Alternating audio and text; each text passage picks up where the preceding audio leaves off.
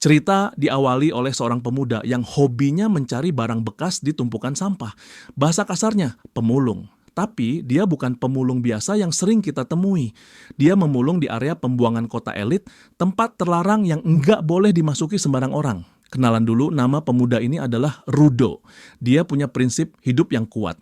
Barang yang dibuang bukan berarti tidak punya nilai. Suatu hari saat Rudo lagi asik memilah barang yang menurutnya masih berharga, aksinya ketahuan oleh penjaga keamanan.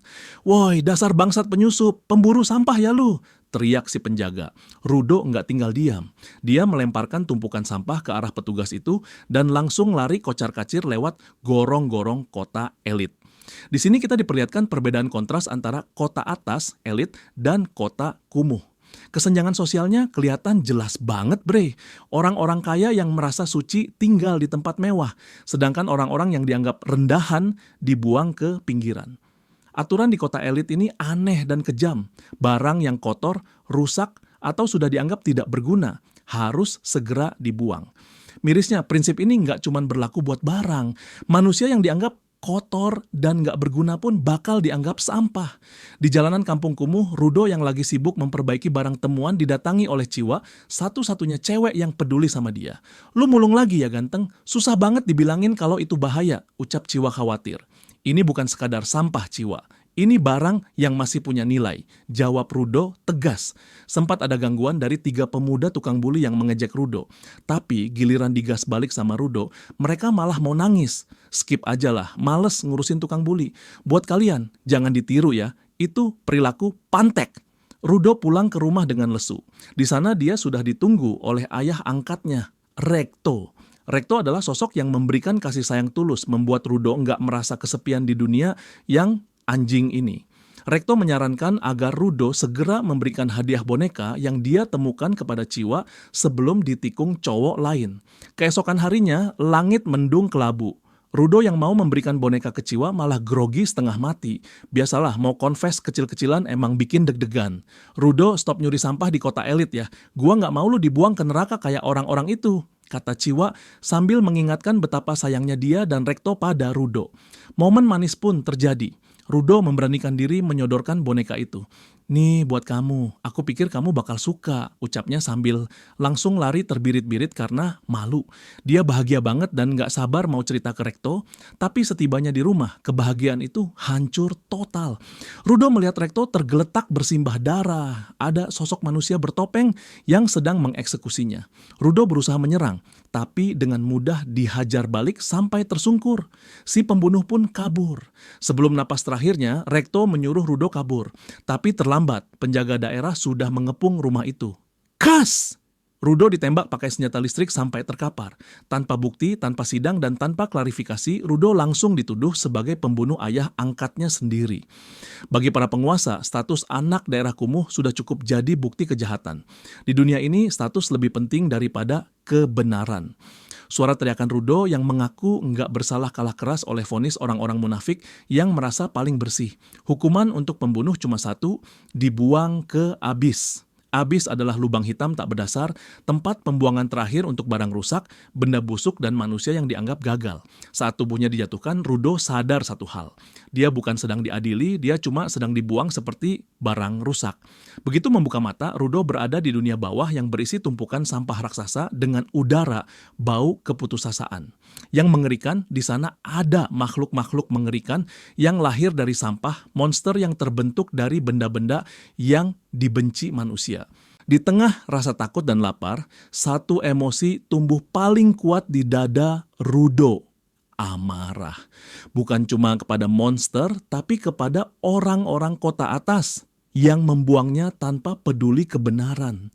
Rudo mengepalkan tangan dan bersumpah, "Suatu hari nanti gue bakal naik lagi ke atas dan bikin mereka ngerasain gimana rasanya diperlakukan kayak sampah." Rudo pun mengamuk. Dia mulai mengeluarkan sedikit kemampuannya, matanya tajam melihat barang-barang mana saja yang bisa dia gunakan dari tumpukan sampah raksasa itu. Namun, sebagai manusia yang cuma mengandalkan amarah tanpa logika, Rudo akhirnya terpojok juga oleh serangan brutal monster sampah. Di saat kritis itu, tiba-tiba muncul sosok pria bergaya nyentrik. Namanya adalah Engine, bukan membawa pedang atau gergaji. Pria ini malah mengeluarkan sebuah payung yang kelihatan biasa saja. Rudo yang bingung langsung bertanya, Lu asli warga sini ya?" "Berisik, bisa diem dulu kagak?" balas Enjin ketus. Karena Rudo terus-terusan banyak tanya, Enjin akhirnya ikut berteriak-teriak. Sialnya, kegaduhan mereka malah memancing monster-monster lain untuk mendekat. Monster sampah itu bangkit kembali dan menyerang mereka dengan ganas. Saat itulah Enjin menunjukkan kekuatannya. Dia mengalirkan energinya ke arah payung hitam tadi. Jereng! Payung itu berubah bentuk menjadi senjata mematikan yang bisa menghancurkan monster tanpa memberi mereka kesempatan untuk beregenerasi. Dalam sekejap, monster-monster itu musnah tak bersisa dan Rudo pun pingsan karena kelelahan. Dalam pingsannya, Rudo teringat momen hangat bersama Rekto setelah dia habis dibully oleh warga Pantek yang enggak tahu diri. Rudo menceritakan keyakinannya bahwa barang bekas punya jiwa yang hidup. Rekto hanya berpesan dengan lembut, "Selagi kamu tidak membuat onar dan tidak melawan, itu sudah cukup." Rudo akhirnya tersadar dari pingsannya. Tapi dia terkejut melihat badannya sudah terikat borgol besi. Dia dibawa ke sebuah tempat mirip pom bensin tua. Di sana dia bertemu orang-orang yang dia kira baik, tapi ternyata cuma bajingan yang ingin menjualnya sebagai budak atau memutilasi tubuhnya. Amarah Rudo kembali meledak. Dia merasa dunia bawah maupun dunia atas sama saja, isinya cuma orang-orang brengsek. Dengan kekuatan misteriusnya, Rudo melepaskan diri dari ikatan borgol dan siap membantai siapapun yang menganggap manusia cuma sebagai sampah. Eits, tapi ternyata itu semua cuma sandiwara. Kejadian tadi hanyalah ujian yang disiapkan oleh Enjin untuk mengukur kemampuan si bocah pemulung ini. Enjin ingin memastikan apakah Rudo benar-benar punya potensi atau cuma modal omong kosong. Melihat tekad dan kekuatan Rudo, Enjin akhirnya memutuskan untuk membawanya bergabung ke sebuah tim khusus yang disebut The Cleaner. Setelah melewati ujian gila dari Enjin, Rudo dibawa ke sebuah klinik di tengah kota bawah untuk diobati.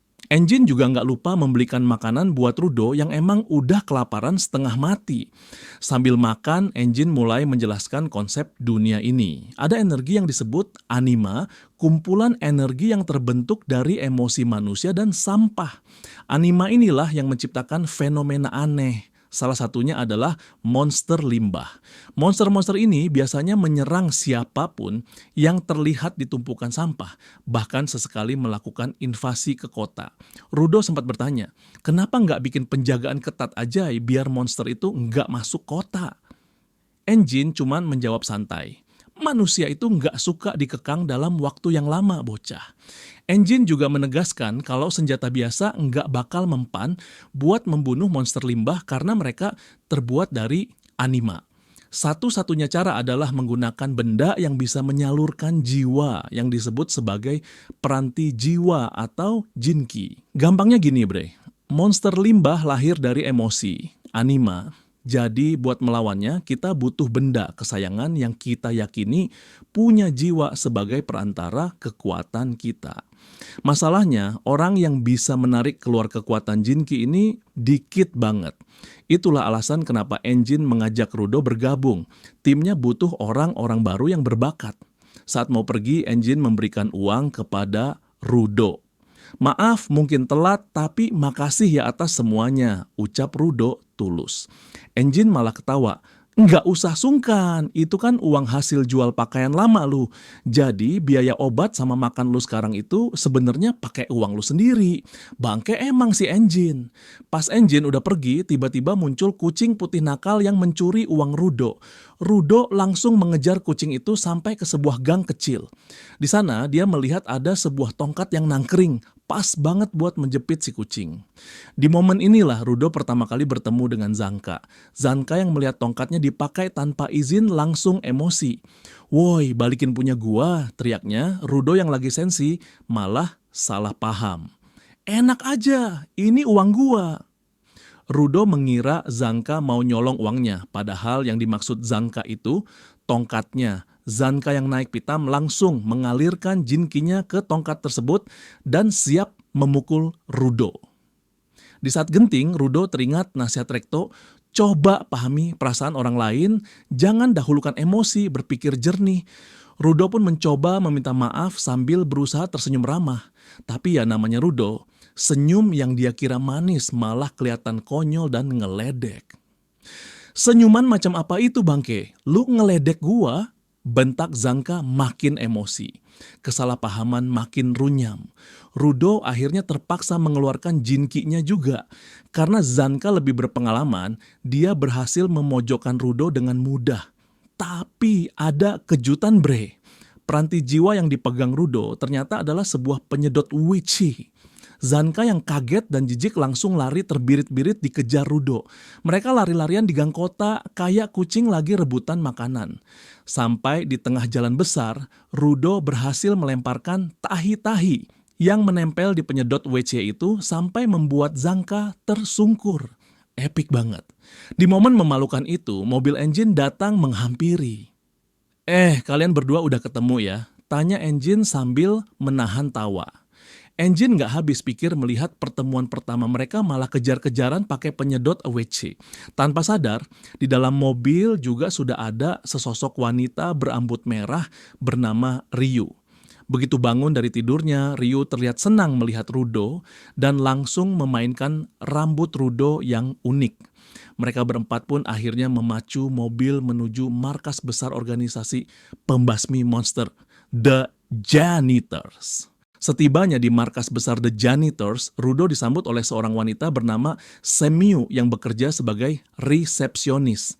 Tapi Semiu bukan resepsionis biasa, bre. Dia bertugas melakukan screening bagi siapapun yang ingin bergabung.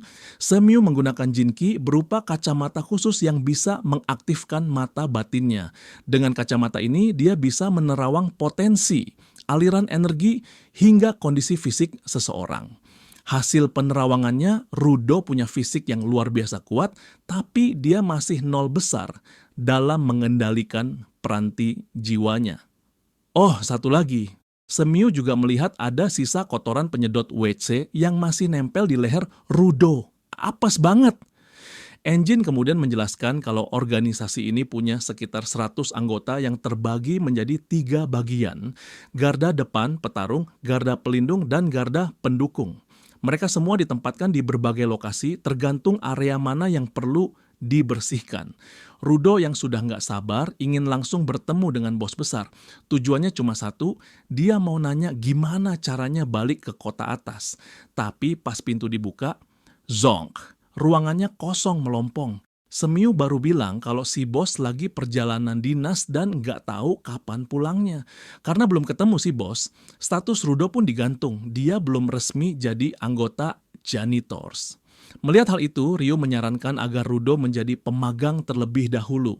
Istilahnya tes lapangan biar Rudo tahu gimana rasanya kerja jadi tukang bersih-bersih monster. Tugas pertama datang.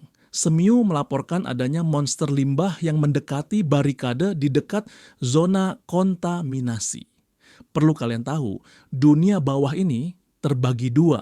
Ada zona aman yang bisa ditinggali manusia dan zona kontaminasi yang isinya tumpukan sampah dan udara beracun. Rudo dulu jatuh tepat di zona kontaminasi. Tempat di mana orang normal biasanya langsung tewas dalam hitungan menit. Beruntung dia diselamatkan Engine. Di zona ini udara sangat mematikan. Kalau lu nggak pakai masker khusus dan menghirup udaranya selama 15 menit, lu bakal langsung game over. Rudo, Ryu, dan unit pendukung akhirnya sampai di lokasi. Unit pendukung ini adalah anggota Janitors yang enggak punya kekuatan jinki, tapi mereka ahli dalam taktik dan logistik. Tak lama, monster-monster limbah berbentuk rusa dan bison mulai bermunculan. Melihat gerombolan monster itu, Rudo panik setengah mati. Tapi dia heran, kok anggota Janitors lainnya malah santai banget. Ryu pun memberi ilmu mahal. Di dunia bawah, kontrol diri itu segalanya. Orang yang tetap tenang di tengah badai adalah mereka yang sudah melewati banyak cobaan.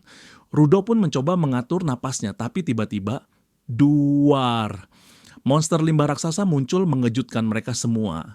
Santai, santai, santai, anjing lah gede banget, batin Rudo. Ryu malah kegirangan melihat monster sebesar itu. Dia mengeluarkan jinkinya yang bernama The Reaper, sebuah gunting kecil yang bisa berubah menjadi gunting raksasa yang sangat tajam. Aksi bersih-bersih Ryu dimulai. Dia meliuk-liuk memotong monster dengan lincah. Rudo yang bengong melihat kehebatan Ryu sampai nggak sadar ada monster bison yang mau menyeruduknya dari belakang. Untungnya unit pendukung bergerak cepat menyelamatkan Rudo. Ryu lanjut menghajar monster besar itu, tapi anehnya meski sudah dipotong jadi dua, si monster terus beregenerasi. Ryu nggak menyerah, dia terus menyerang sambil mencukur habis bagian tubuh monster tersebut. Di tengah amukan monster yang menghancurkan tanah, Rudo sempat mematung kehilangan arah hidup sebelum akhirnya ditarik lagi oleh unit pendukung. Di momen kritis itu, Ryu akhirnya menemukan inti jiwa si monster. Dari posisi tinggi, Ryu melompat dan menancapkan gunting raksasanya tepat ke titik vital tersebut. Duar! Monster raksasa itu pun tewas seketika dan hancur jadi abu. Setelah pertarungan sengit yang menguras tenaga, markas janitor mengadakan pesta meriah untuk menyambut kedatangan Rudo. Tapi anehnya, Rudo, sang bintang utama di acara itu, malah memancarkan aura suram. Dia menyendiri tenggelam dalam merasa kecewa karena belum bisa menguasai peranti jiwanya dengan maksimal. Di matanya, dia hanyalah beban yang belum bisa melakukan apa-apa. Di tengah kemurungannya, Gris datang menghampiri. Bukan untuk mencela, tapi untuk berterima kasih karena Rudo telah menyelamatkan Volo, anggota baru di unit pendukung. Gris tersentuh karena Rudo tidak memandang rendah mereka, tidak seperti kebanyakan giver yang sombong. Gris pun memberikan wejangan hangat.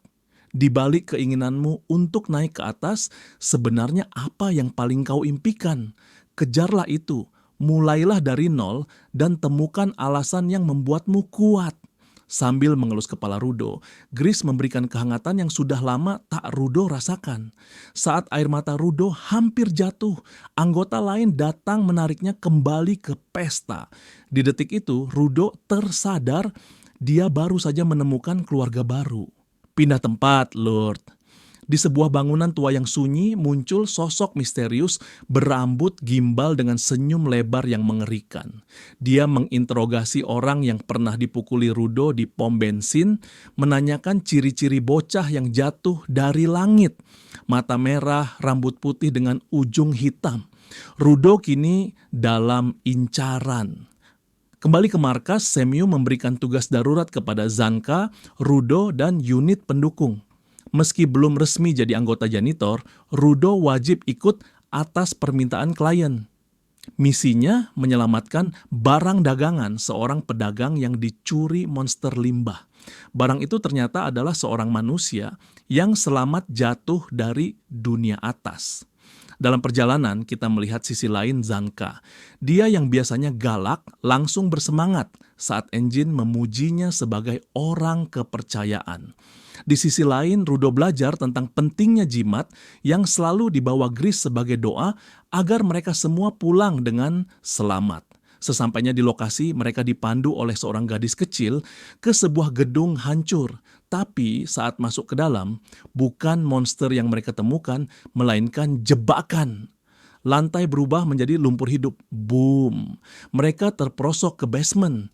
Ternyata ini adalah ulah raiders, sekumpulan bandit kejam yang kini berevolusi menjadi giver hasil penelitian gelap. Tujuan mereka cuma satu, mengambil Rudo untuk mencari tahu rahasia bagaimana dia bisa selamat menembus awan hitam antara dunia atas dan bawah. Unit pendukung segera menyusun strategi kabur, sementara beban pertempuran diserahkan kepada Zanka. Lawannya bukan main-main, seorang tante dan om-om giver yang menggunakan kombinasi kekuatan lumpur dan serangan titik buta. Zanka sempat terpojok, tapi mentalitasnya sebagai petarung elit berbicara.